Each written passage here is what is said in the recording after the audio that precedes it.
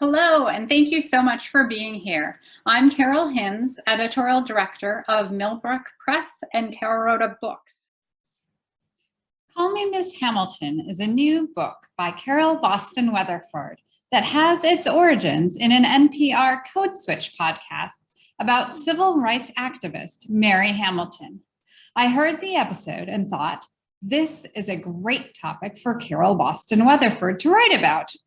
So I reached out to her agent, and a few months later, the manuscript landed in my inbox. Mary Hamilton is one of the many heroes of the civil rights movement whose story isn't well known. She was nicknamed Red by Martin Luther King for her fiery temper, and she was arrested repeatedly during her time as a freedom rider in the early 1960s. She was light-skinned enough to pass as white, but was proud of her Black heritage. And when an Alabama prosecutor referred to the white people in court as Mr. or Mrs., but called Mary by her first name, she decided enough was enough. She said she would not respond to questions unless addressed as Miss Hamilton, and the judge held her in contempt of court. The NAACP took on her case, and it went to the Supreme Court, which decided in her favor in June 1964. The text is written in free verse and is illustrated by Carol's son, Jeffrey Boston Weatherford, in his picture book debut. He has created black and white scratchboard illustrations that are collaged with historical photos. This book is 40 pages with strong graphic design elements and some oversized type that gives it a visually striking presentation. Back matter includes a note giving more context about the many ways Black people have historically been disrespected in being called by something other than their name, as well as a timeline and suggestions for further reading. Rumble and Roar is a wonderful follow-up to a book we released just as the pandemic hit in March 2020, Flash and Gleam. Both books are written by Sue Fleece and illustrated by Kwa Lei. This one explores sound around the world and focuses primarily on sounds found in the natural world, from a roaring waterfall to chirping insects to the thump of a heartbeat. The illustrations follow 4 children living in different parts of the world as they go through their day and encounter many different types of sounds. It's a great book to encourage kids to quiet themselves and really listen to the world around them. The back matter includes more on the science of how sound works, as well as explanations of some of the specific phenomena featured in the book. Have you ever heard of a prickle of porcupines or a tower of giraffes? What about a parcel of penguins or a sleuth of bears? An Ambush of Tigers by Betsy Rosenthal and illustrated by Jago is a fun-filled romp through the animal kingdom, introducing collective nouns for a wide variety of animals, and we're releasing it in paperback for spring 2022. Clever rhyming verse and humorous illustrations bring these collective nouns to life in funny ways, making it easy to remember which terms and animals go together. A glossary in the back matter offers further explanation of words used as collective nouns, such as sleuth, meaning detective. In a starred review, School Library Journal said, "This crash course in juxtaposition and imagination should be celebrated with a peal of bells, an inspiring addition to any poetry collection." Hidden Animal Colors by Jane Park is a new addition to our photographic nonfiction for grades K to 3. Fun rhyming text presents various animals that appear rather dull at first glance, but have surprising colors, from the blue morpho butterfly, which has wings that are brown when closed and bright blue when open, to a bird called a tinamou that lays iridescent eggs.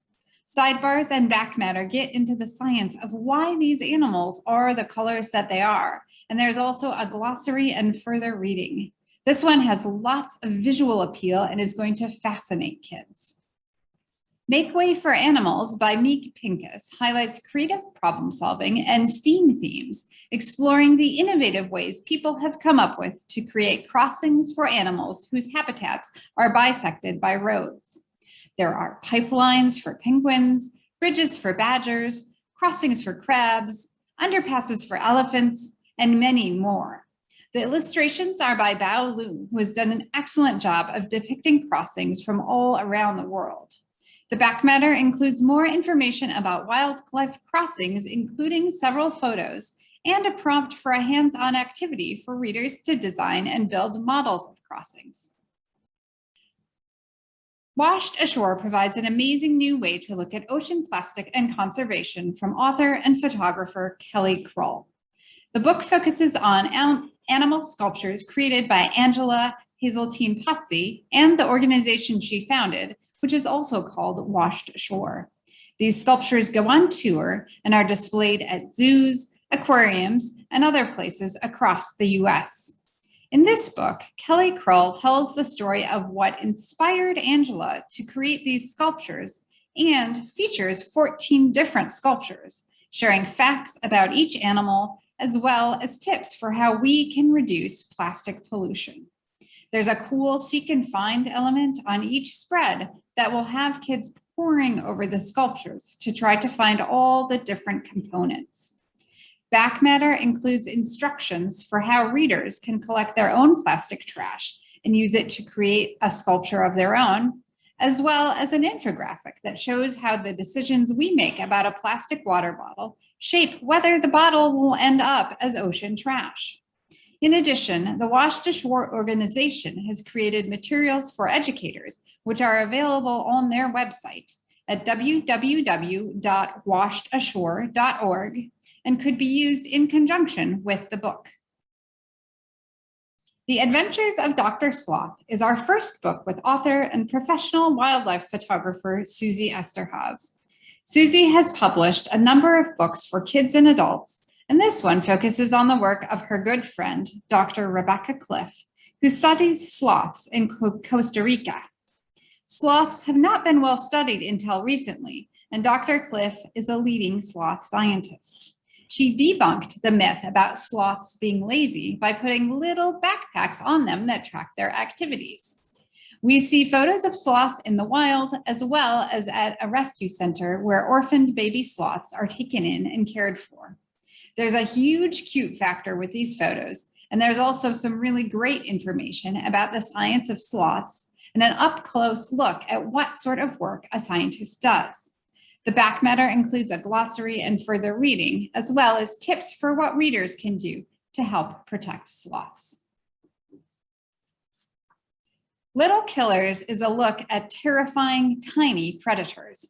Written by Sneed B. Collard III, who has published quite a number of science-themed books, it highlights some cool animals you may or may not have heard of, including tiny swimming snails called pteropods, tubularian flatworms, and believe it or not, ladybird beetles, which we often call ladybugs. Lucky for us, the tiny predators in this book don't attack humans, but they do lead fascinating lives. And this book gets into the science behind these puny but surprisingly powerful predators. Back matter includes an author's note, a glossary, a selected bibliography, further reading, and an index. We're releasing an updated paperback edition of Forgotten Bones by Lois Minor Huey. Workers in Albany, New York were putting in a new sewer line in 2005 when a backhoe driver dug up a skull. After police declared the skull wasn't connected to any recent crimes, a team of archaeologists took a closer look. They determined the skull was from a Black person who had died more than 200 years earlier. Suddenly, the construction site turned into an archaeological dig. Scientists excavated more bones and realized they had located a long-lost cemetery for enslaved people. This book follows the excavation and explains how archaeologists pieced together the truth about these once-forgotten bones. It also discusses slavery and the lives of enslaved people in the northern United States. In a review, Booklist called the book a fascinating glimpse into how archaeologists piece together the past. We have a new book from science writer Rebecca Hirsch called Sensational Senses. This book presents a different animal in each chapter, highlighting the animal's exceptional senses. from the star-nosed mole, which has a nose with an amazing sense of touch, to animals that have senses we humans can hardly imagine, such as the electric eel, which creates electric fields underwater in order to catch prey. It's a fascinating look at different animals, and back matter includes an author's note, a glossary, source notes, a bibliography, further reading, and an index.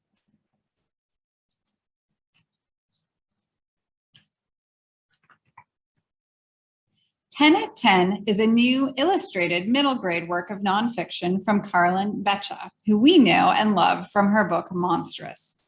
This one presents bios of 10 different figures, and while there are other group bios out there, the twist here is that Carolyn looks at what each of these figures was doing when they were 10 years old. This is a fun way to look at people from Albert Einstein and Raven Wilkinson to Frida Kahlo and Andre the Giant. Even if readers know something about these famous figures, they're likely to be surprised to learn about their childhoods. And one of Carolyn's main points that she makes for kids is that what you're doing in life at age 10 does not determine the person you will become. So it's meant to encourage kids to think about the possibilities. Illustrated timelines add to the presentation, and the back matter includes a glossary, source notes, a bibliography, and an index. Panamanian golden frogs are the national symbol of Panama. And about 20 years ago, they started disappearing and no one knew why. Could it be a change in their habitat? What about pollution? Might it be a result of climate change? What about a fungus? In the case of the vanishing golden frogs, Sandra Markle follows a team of scientists working to save these frogs and protect frog populations worldwide in this real-life science mystery. We're now releasing this book in paperback.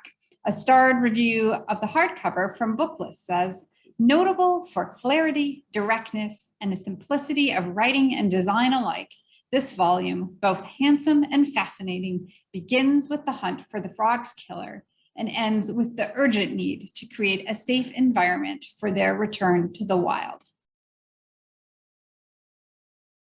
We've made quite a number of dino sports books with Lisa Wheeler and Barry Gott over the years, and I'm thrilled that we're launching a line of dino board books this season. Our first two titles are My First Dino Baseball and My First Dino Soccer. They feature all new brief and bouncy rhyming verse from Lisa Wheeler and use selected art from the original dino books in a bright and high energy presentation. These books make great read-alouds for babies and toddlers, and we're excited to bring the dino fun to a younger age group. Dino Easter is a treat of a book from Lisa Wheeler and Barry Gott. This is a playful take on the secular traditions of Easter, including spring flowers, decorating eggs, and visiting baby animals on the farm. They even shop for fancy clothes and take part in an Easter parade with everyone's favorite, Peter Clobbertail.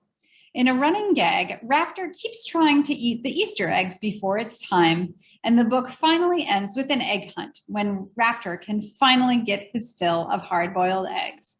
Barry's art is bright and cheerful, and the book will appeal both to fans of the dino books as well as anyone looking for a fun Easter read.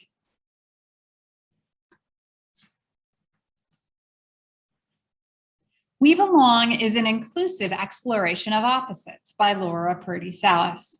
Written in rhyming verse, this picture book explores different qualities, such as loud and quiet, and tall and short.